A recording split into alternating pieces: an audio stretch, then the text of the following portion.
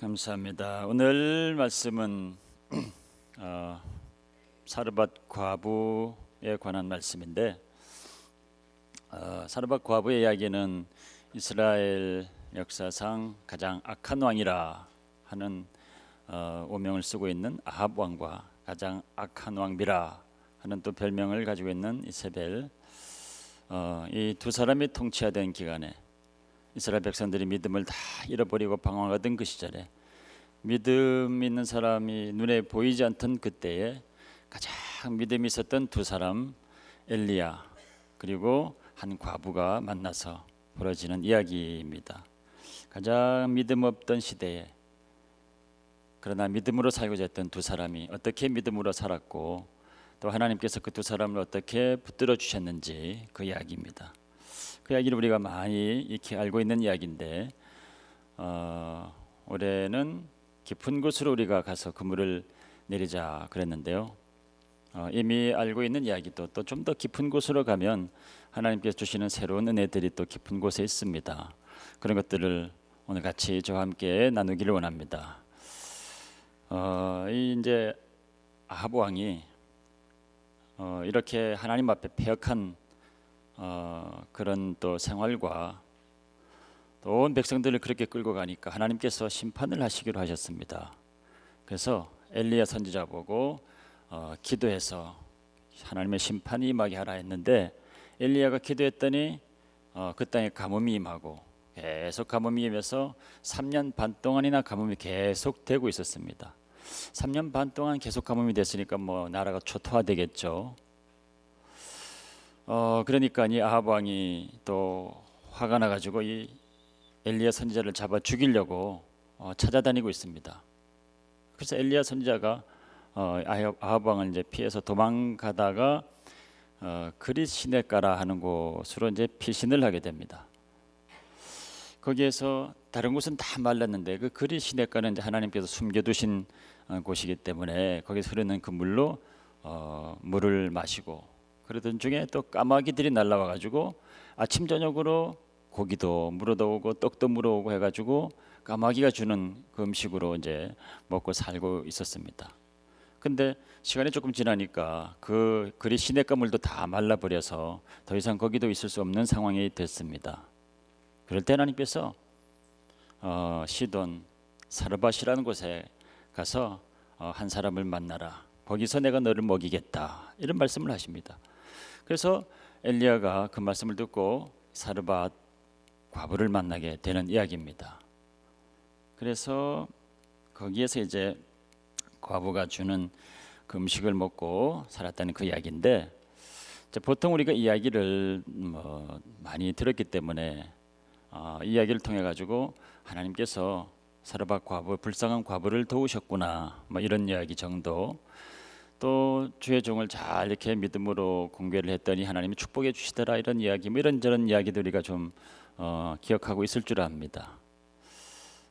근데 제가 이제 말씀을 이제 전하다 보면 하나님께서 저에게도 참 많은 은혜를 주셔요. 그래서 여기서 나오는 엘리야와 이 사르밧 과부의 이야기에서 이게 하나님께서 사르밧 과부를 돕는 이야기뿐만이 아니고 하나님께서 엘리야를 어떻게 도우셨는지 같이 이야기를 하고 있는 겁니다. 저도 이제 여러분들 섬기다가 뭐 기도도 하고 또 뭐 돌보기도 하고 하다 보면 제가 받는 은혜가 참 많거든요. 제가 배우기도 하고 또 여러분들 속에 있는 그 믿음을 보고 제가 또 믿음을 또 많이 배웁니다. 그래서 그런 일들을 통해서 하나님께서 저에게도 베푸신 은혜가 참 많은 것을 늘 깨닫는데, 그러면서 보니까 여기서 이게 사르밧 과부를 단순히 돕는 이야기뿐만 아니라 하나님께서 엘리야도 도우시는 이야기입니다. 그러니까 엘리야와 사르밧 과부, 하나님께서 그 믿음 없던 시대에 믿음으로 사는 두 사람을 같이 이제 케어하고 있는 그런 내용입니다. 몇 가지 면에서 이제 하나님께서 어떻게 두 사람을 돌보고 계신지를 보겠습니다. 첫 번째는 우리가 어렵더라도 믿음으로 살고자 하는 자들은 하나님께서 그 모든 것들을 다 돌보시고 섬세하게 케어하신다고 하는 겁니다. 지금 엘리야가 있었던 이 그릿 시내가에서 이 사르바까지 거리가 한 100마일 정도 됩니다. 근데 그때는 뭐 차로 다녔겠습니까? 아니면 뭐 엘리야가 뭐 말을 타고 다녔겠습니까? 걸어서 거기까지 간 겁니다. 걸어서 그 기후, 그 환경 가운데 그 한 여인을 찾아갔다고 하는 게 보통 문제가 아닙니다. 그래서 제가 우리 샌프란시스코 공항역에서부터 얼마나 하고 내비를 찍어보니까 25마일 나오더라고요. 25마일 여러분들 걸어갈 수 있겠습니까? 근데 그의 4배 되는 거리를 이 엘리야가 이 여인을 만나기 위해서 걸어갔다는 겁니다. 그렇게 파김치가 되도록 그 거리를 걸어서 그 여인을 찾아서 만났을 때 그 여인이 얼마나 감격했겠습니까? 그 당대 최고의 선지자, 이름 있는 선지자, 왕도 두려워 떠는 그 선지자가 자기같이 아무도 모르는, 이름도 나오지 않는, 그냥 이름도 없는 사르밧 그냥 과부라고 나오는 이름도 없는 이 여인, 정말 이 무명의 이 여인을 찾아서 100마일을 걸어서 거기가 도착했다고 하니 얼마나 감동이 되겠습니까? 여러분들에게도 그런 일이 일어난다고 하면 얼마나 감동이 되겠습니까? 근데 하나님께서 여러분 각자를 그렇게 찾아오셨거든요. 하늘 보좌를 버리시고 이 땅에 그 거리로 뭐 어떻게 측량할 수 있겠습니까? 그게 어떻게 뭐 100마일로 표현될 수 있겠습니까? 그렇게 낮은 곳으로 찾아오셔서 또 우리가 힘들어하고 있는 그 장소, 그 장면까지도 그렇게 찾아오셔서 우리를 기꺼이 만나 주십니다. 그 가운데 어떤 또 많은 사람들의 수고와 헌신과 눈물과 땀과 기도와 이런 것으로 통해서 결국 우리 한 사람을 만나셨거든요. 이 사르밧 과부를 찾아오는 이 엘리야의 걸음, 100마일을 걸어가는 그 모습을 보면서 주님께서 나를 그렇게 찾아오셨구나 하는 것들을 우리가 보게 됩니다. 주님께서 엘리야가 왜 그곳까지 이렇게 찾아가게 됐을까? 단순히 그 과부가 불쌍하니까 그랬던 것만은 아닙니다. 물론 성경에서 이제 과부라 이렇게 표현되어 나올 때는 정말 힘들게 살았던 그 모든 상황을 다 그 한 단어로 얘기를 하는 겁니다. 그때는 누구나 살기 힘들었던 시대인데 과부로 살아간다고 하는 것, 그리고 여기 보면 아이도 나오는데 이 아이를 키우면서 살아간다고 하는 것이 많은 것들을 이야기하고 있는 거죠. 많은 사연이 있는 그런 아픔이 있는 사람이고 정말 험한 세월을 살아갔구나 하는 것을 우리가 알 수 있습니다. 그런데 그 사람을 불쌍히 여겨서 하나님께서 이 엘리야를 보냈구나 우리가 생각할 수도 있지만, 그러나 그런 사람들이 한두 명이었냐 이 말이죠.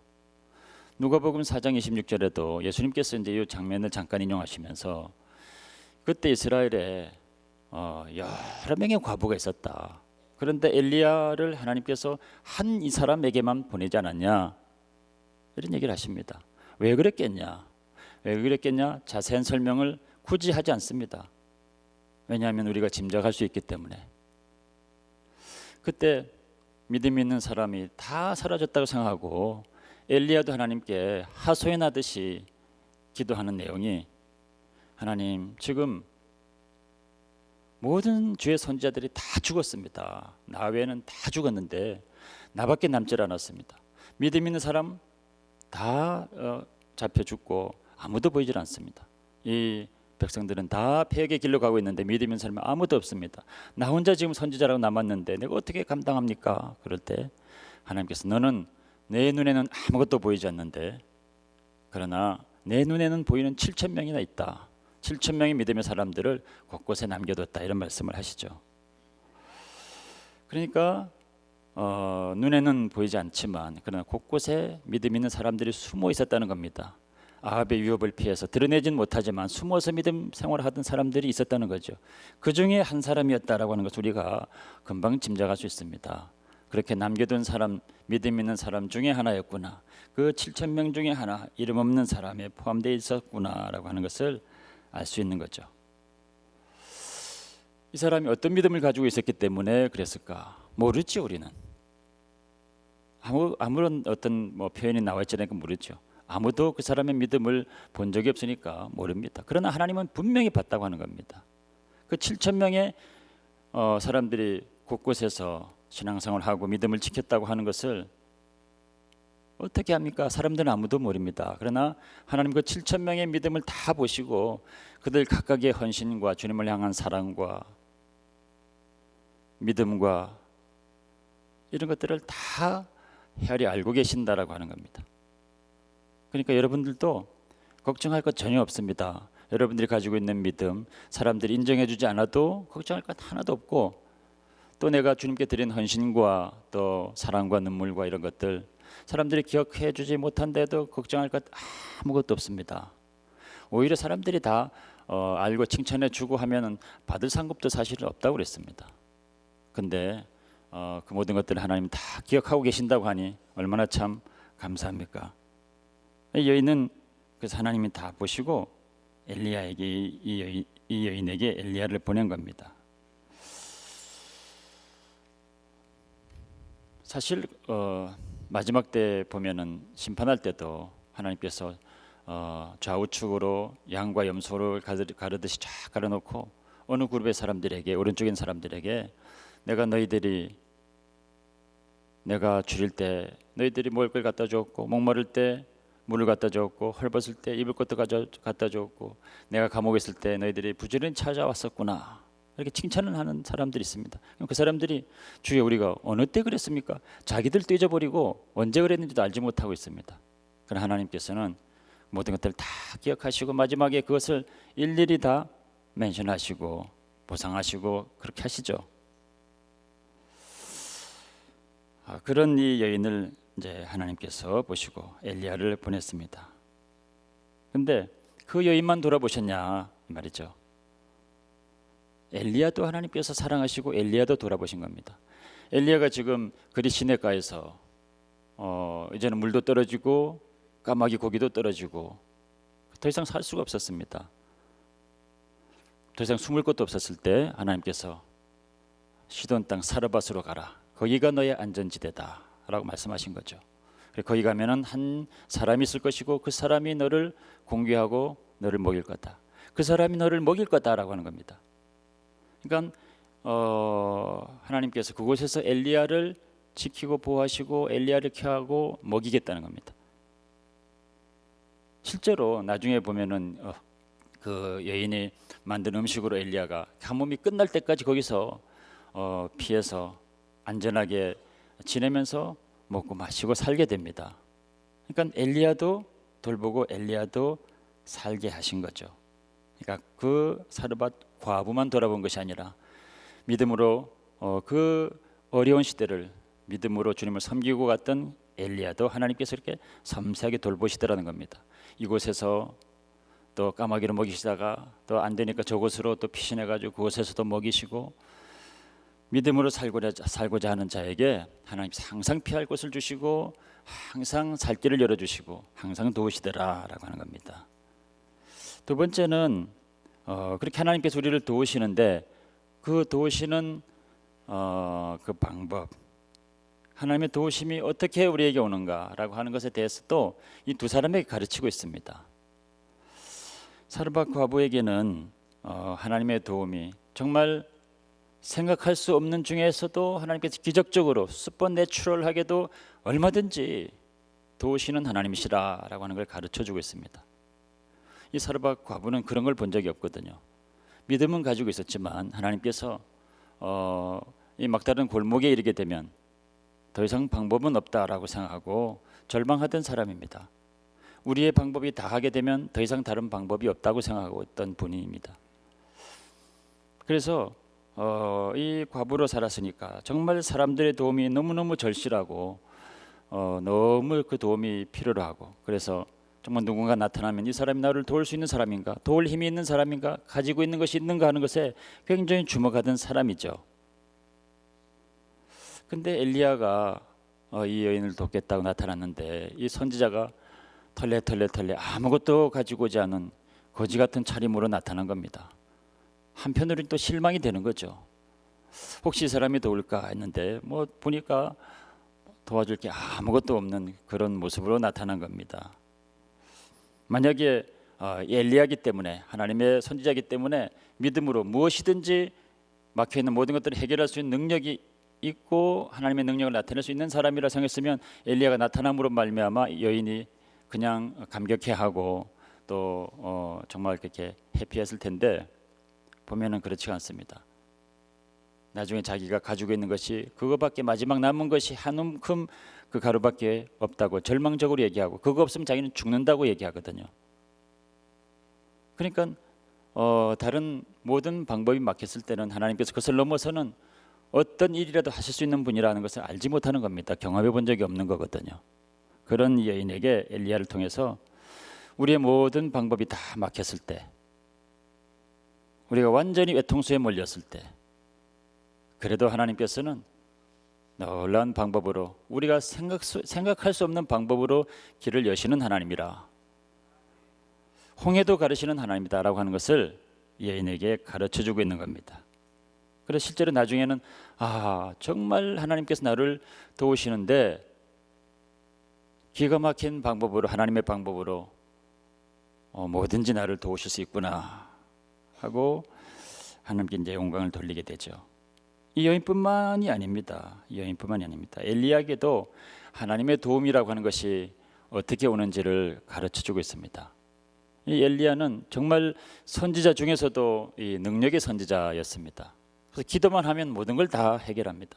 기도하니까 뭐 하늘에 비가 오던 것도 다치고, 다시 나중에 또 간절히 기도하니까 또 하늘이 열려서 비가 또 왔다고 그랬습니다.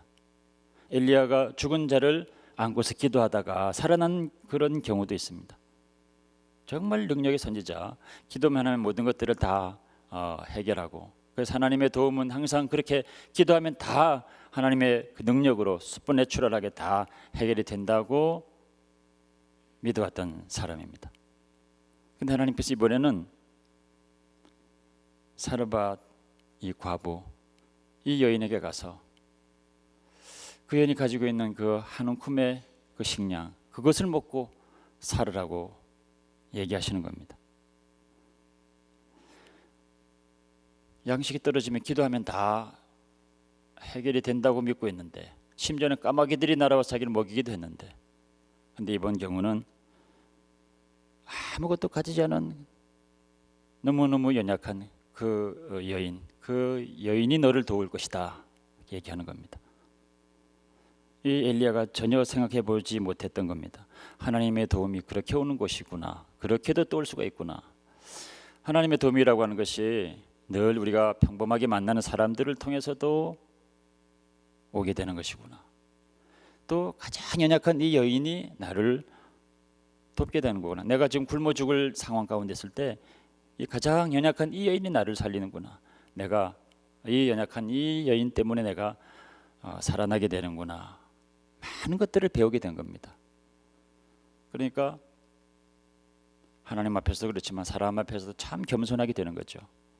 엘리야가 기도하면 모든 것들을 다 할 수 있는 사람이니까 얼마나 마음이 높아질 수 있겠습니까?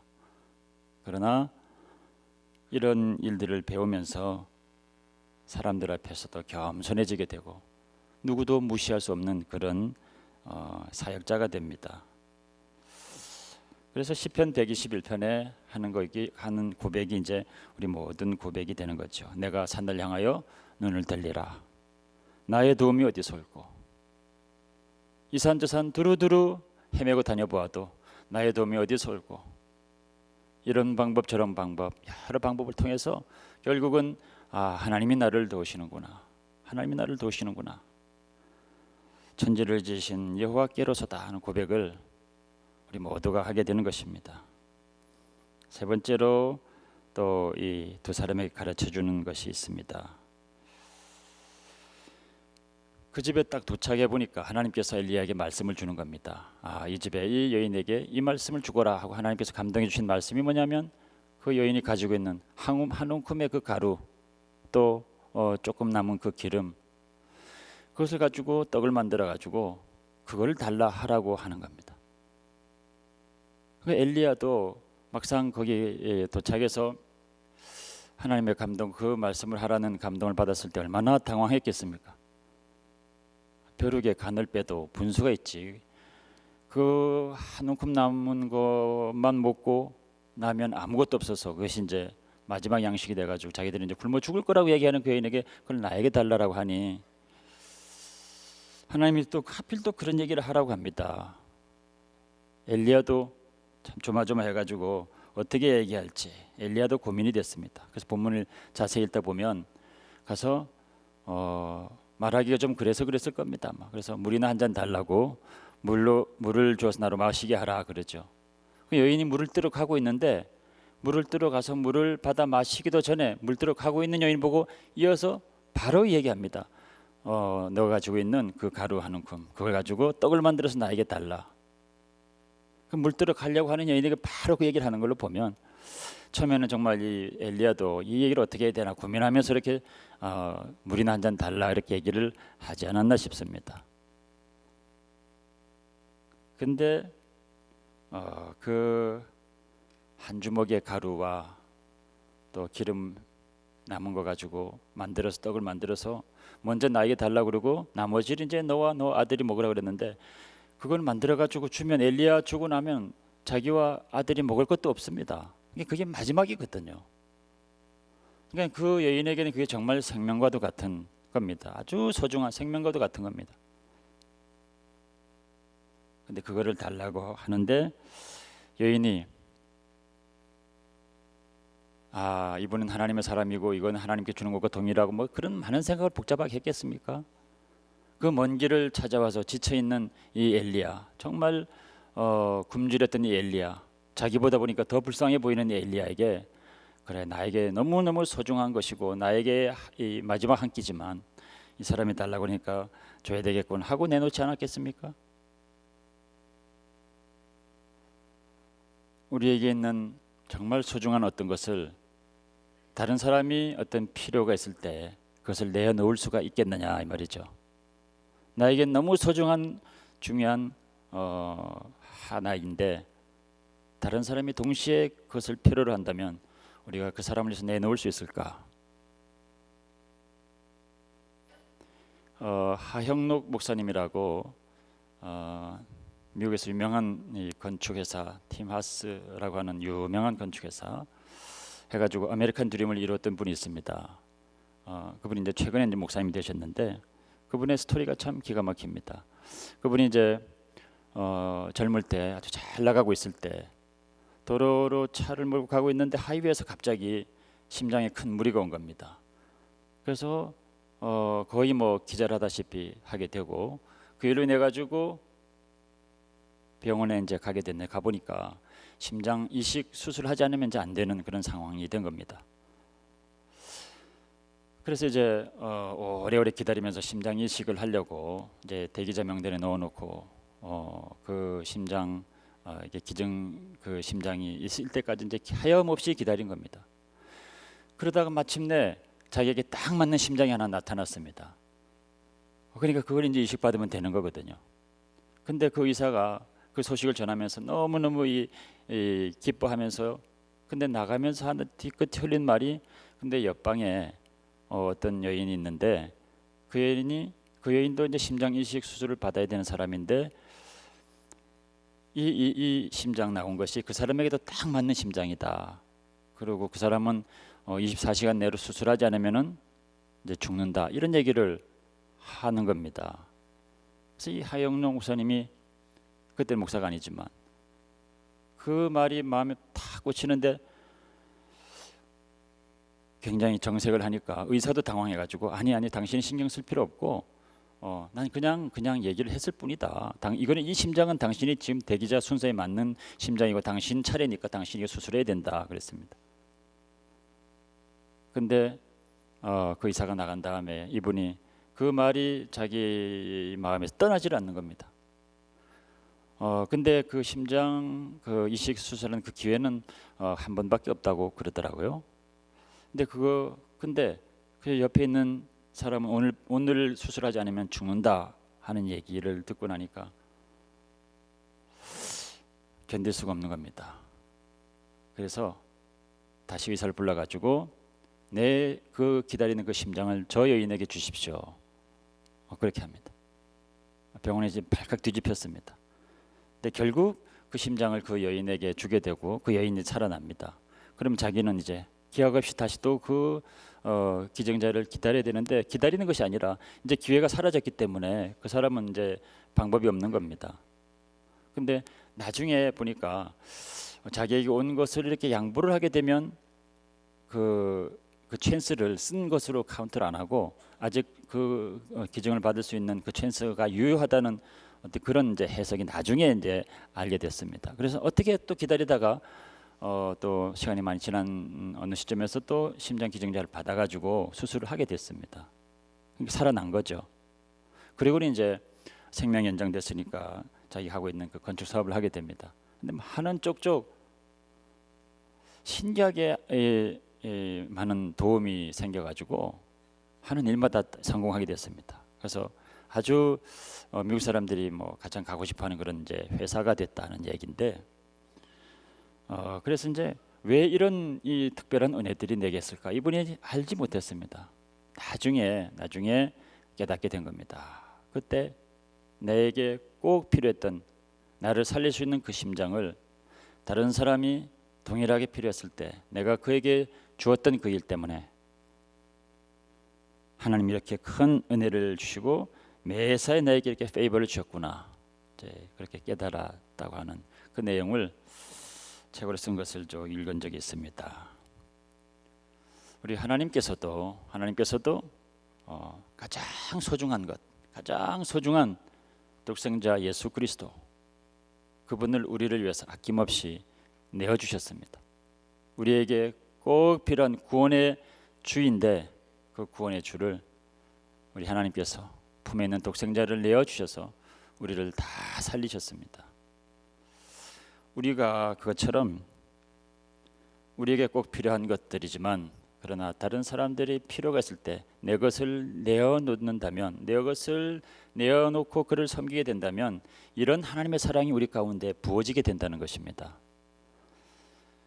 그것이 정말 이 심장과 같은 이런 것이 아니다 할지라도, 아주 작은 것이라 할지라도 나에게 필요한 것인데 또 옆에 있는 다른 사람들에게 우리가 양보하고 내어주고 섬기고 한다면 이렇게 하나님의 사랑이 우리 가운데 계속 부어지게 되고 우리의 짧게 끝나고 말 것들이 영원한 시간으로 카운트가 된다고 하는 것입니다. 이 사르밧 과부가 자기에게 주어진 그 한 움큼의 그 식량, 그것을 이 마지막이라고 생각하고 그냥 자기를 위해서 만들어서 그냥 먹고 말았다면 그 가뭄의 시대에, 그 믿음 없던 힘든 시대에 그냥 마지막 한 끼 먹고 죽은 사람으로 끝나고 우리에게까지 알려지지 않았을 겁니다. 그러나 이분이 그것을 자기를 위해 쓰지 않고 그렇게 내어놓았을 때, 다른 사람의 필요를 보고 내어놓았을 때, 다른 사람을 섬기게 되었을 때 그것이 오늘날까지 우리에게 전해지는 영원한 이야기가 된 것입니다. 우리에게는 작은 것 하나라도 늘 나를 위해 움켜쥐고 나를 위해 쓰지 않고 다른 사람을 섬기는 데 내어놓고 다른 사람 필요할 때 작은 것이라도 자꾸 주는 연습을 하게 된다면 우리 위해서 모든 것을 내어주셨던, 모든 소중한 것들을 내어주셨던 그 하나님의 그 사랑이 우리 가운데 계속 부어져서 우리가 하나님 사랑의 더 큰 넓이와 부피와 깊이 가운데 나아가게 되리라 믿습니다. 그 사랑 가운데 가는 여러분들 되시길 주 이름으로 축원합니다.